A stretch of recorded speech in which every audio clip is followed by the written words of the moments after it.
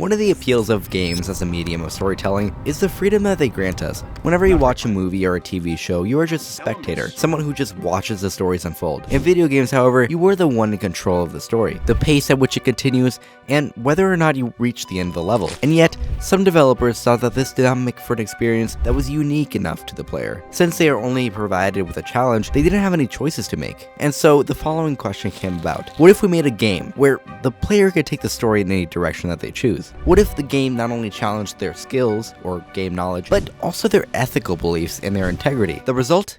Well, it's sort of complicated. See, most of the time, morality is simply used as a balancing mechanic, or an easy way to force a player to engage with the world the game is trying to build. Red Dead Redemption uses its honor system to make sure that you don't get enough money by giving in to your maniacal tendencies and killing and stealing from everything and everyone. If you commit a crime, every police officer who ever lived will be deployed to place a bullet in every inch of your body. If you do behave nicely though, the money you would get from crime is given to you in the shape of discounts provided at stores by the owners. Or you could bypass this entirely by spamming the knife game for some easy cash. Same thing happens in Metal Gear 5. Big Boss is given a horn that grows depending on your kill count, but it is essentially just a way of guilt-tripping the player into engaging with the game mechanics and not simply one-shot every enemy in the game with a headshot or an airstrike. However, even the most popular approach tends to be more simplistic. Some games do make an effort to implement this honor system.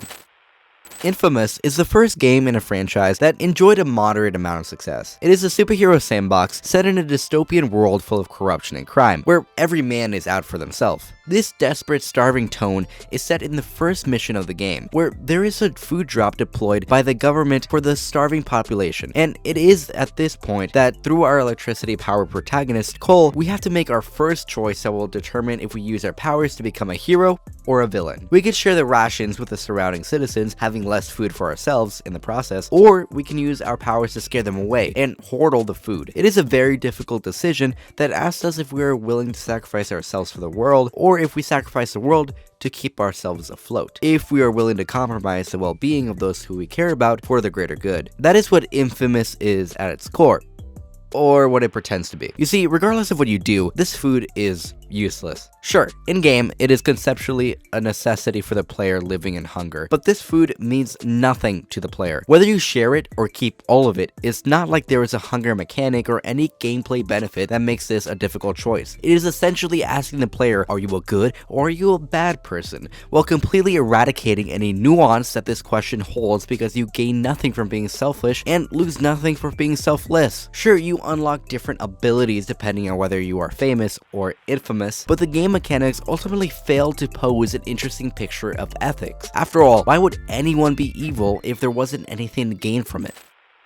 Undertale found massive success because it is a complete outlier that subverts any previous attempt at a karma-based system. While the game can still be boiled down to mercy good and murder bad, it not only acknowledges that morality is defined by shades of gray, and the game itself is a reflection of your choices. The game contains 3 main routes, and even though you are mostly free to engage with them in any order you wish, most players' progression will start with the neutral route, followed by the pacifist route, and finish with the genocide ending. In the neutral ending, where you spare some monsters but also kill others, you are forced to face Asgore. He is beloved by everyone in the underground, and throughout your journey, you learn how compassionate and kind he is, and how much he cares for everyone in his kingdom. However, as the story progresses, you come to learn that in his efforts to lead his people to their much deserved life in the surface, he had to murder 6 children in order to harness the power of their souls in order to break the magical barrier that keeps monsters trapped in the underground. He is meant to be a reflection of the player, someone who holds on to some degree of kindness, but tough times have forced him to make difficult decisions, which makes for a very interesting commentary on redemption and personal growth, as well as an exploration of the human perception of us and them, where we feel greater, the responsibility to protect those who we are close to, even if at times that goes against the interests of others. Next, in the pacifist ending, we face Flowey, who, prior to our arrival, possessed the same power as the player, the power to save and load the game. He initially used his power to make everyone happy and befriend them, although once he ran out of nice things to do, he began to commit increasingly worse crimes, simply out of the desire to experience something new from a world where he had seen everything. Undertale knows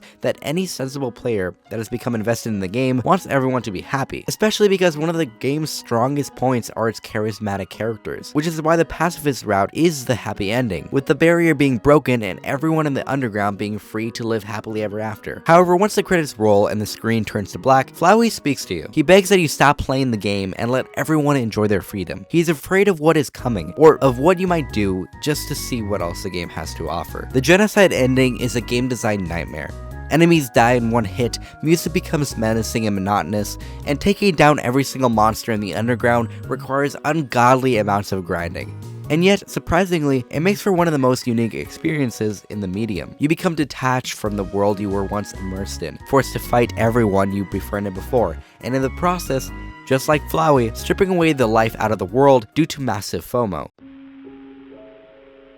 It's a magnificent representation of how collectors' anxiety can suck the fun out of a game, as well as an intelligent deconstruction of karma systems. Very rarely will a player do something that is blatantly an evil option, simply because most people who are invested in a game lack the indifference or cynicism to be evil towards it, thus making karma systems a rudimentary game mechanic that is fundamentally broken and uninteresting, with a few exceptions that is. Having said that, if you're interested in learning more about how game mechanics can affect the way you think, or a player's emotions, I suggest you check out this video on how FNAF 3's game design induces fear through color. Thank you so much for watching, and I hope you're a bit less bored.